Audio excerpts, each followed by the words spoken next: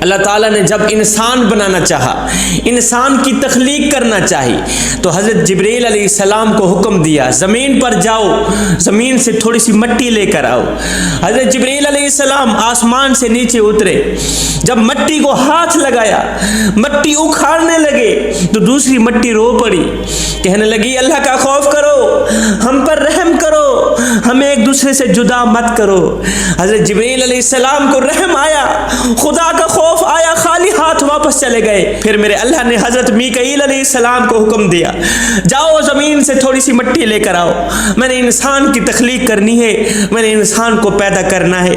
حضرت میکائیل علیہ السلام آسمان سے نیچے اترے، زمین پر آئے، جیسے ہی ہاتھ رکھا مٹی اکھاڑنے لگے تو دوسری مٹی رو پڑی، خدا کا خوف کرو، اللہ کا رحم کرو، ہمیں ایک دوسرے سے جدا مت کرو۔ حضرت میکائیل علیہ السلام کو بھی اللہ کا رحم آیا، خالی ہاتھ واپس چلے گئے۔ جبرائیل علیہ السلام بھی خالی ہاتھ واپس چلے گئے۔ میکائیل علیہ السلام کو بھی خدا کا خوف آیا، رحم آیا، وہ بھی خالی ہاتھ چلے گئے۔ پھر میرے اللہ نے حضرت اسرائیل علیہ السلام کو زمین پر بھیجا کہ جاؤ تھوڑی سی مٹی لے کر آؤ، میں نے انسان کی تخلیق کرنی ہے، میں نے آدم کو پیدا کرنا ہے۔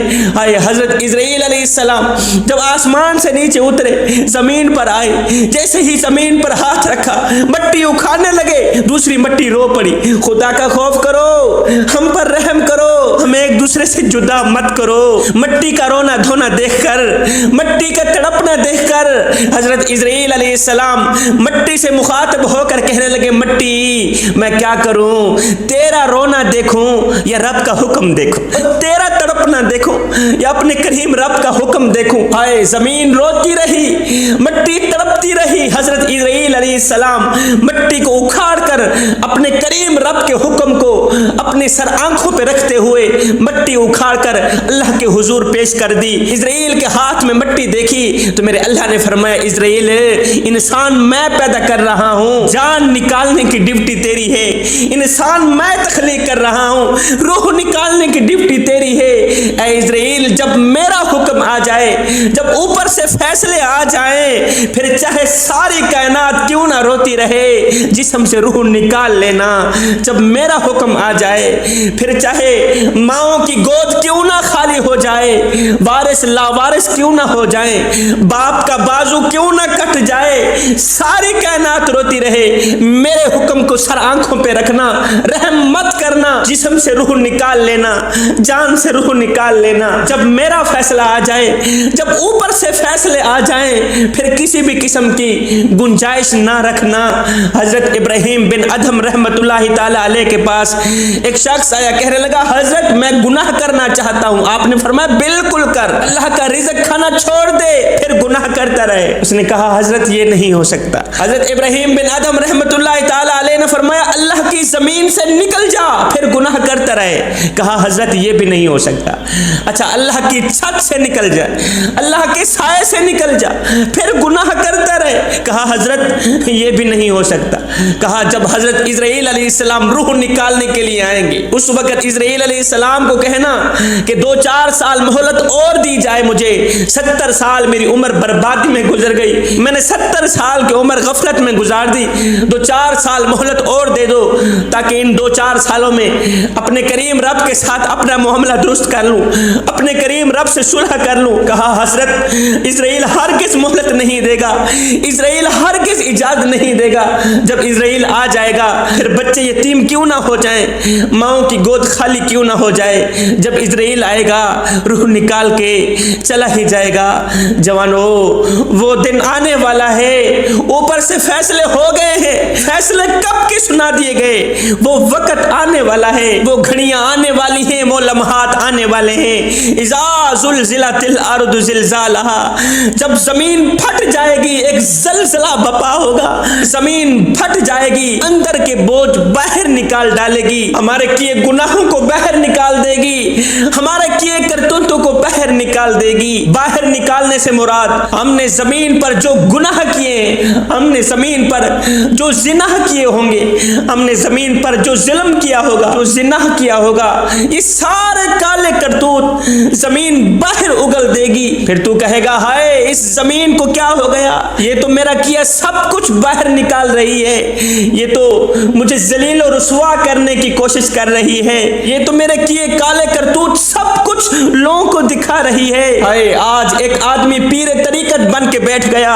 رہبر شریعت بن کے بیٹھ گیا، جبے کبے پہن کے بیٹھ گیا، پگڑی سجا کے بیٹھ گیا، اچھی اچھی باتیں بتانے لگا، سیدھا راستہ دکھانے لگا، لوگ ہاتھ چومنے لگے، دست بوسی کرنے لگے، لوگ پیچھے چل پڑے، خدمت کرنے لگے، جیب سے نذرانے دینے لگے، اپنی جیب سے لنگر پکانے لگے، خانقاہ کی خدمت ہونے لگی، مہمان اس کے آتے، نوکری کوئی اور کرتا، نوکریاں لوگ کرنے لگے، حالات بدلنے لگے، لیکن اس کے اندر جو چور تھا، اس نے اپنے اندر یہ جو شیطان بٹھا رکھا تھا، اس نے تو دکانداری چمکا رکھی تھی، وہ تو چور تھا، وہ تو فرادی تھا، وہ تو دکاندار تھا، جو اس کے پیچھے تھے وہ تو سچے تھے مگر وہ خود چور تھا۔ لیکن سنو، جب اس کا اس دن راز فاش ہوگا تو اس دن بڑی رسوائی ہوگی، اس دن پھر بڑی ہی ضلالت کا سامنا کرنا پڑے گا۔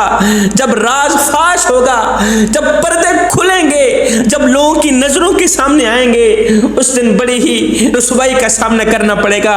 وہ دن آنے والا ہے، اذا زلزلت الارض زلزالہا، جب زلزلہ آئے گا، زمین اندر کے بوجھ باہر نکال دے گی، تمہارے کیے کالے کرتوت تمہاری نظروں کے سامنے آ جائیں گے۔ پھر تو کہے گا ہائے زمین کو کیا ہو گیا، اس نے تو میری پگڑی کے اندر چھپی دکانداری کو ظاہر کر دیا، اس نے تو میرے جبے کے اندر چھپے شیطان کو ظاہر کر دیا، اچھی اچھی باتوں کے اندر چھپی دکانداری کو ظاہر کر دی۔ زمین کہے گی چپ کر، تو چہرے کا تو نیک تھا، تو چہرے کا تو متقی پرہیزگار تھا، درویش تھا، تیرے اندر جو کچھ تھا آج تیرے عقیدت مندوں کو وہ سب کچھ دکھایا جائے گا۔ ایک آدمی دیندار تھا، جبہ کبہ سجایا ہوا تھا، سر پہ پگڑی رکھی ہوئی تھی، ہاتھ میں تسبیح تھی، ٹک ٹک لگی ہوئی تھی، جا رہا تھا، ادھر سے ایک ناچنے والی فاحشہ عورت آ رہی تھی، طوائف عورت آ رہی تھی۔ اس دیندار نے اس طوائف کو تبلیغ کرنا شروع کر دی، کہا ارے بس کر، ناچنا کودنا بند کر دے، بس کر سیانی بن جا۔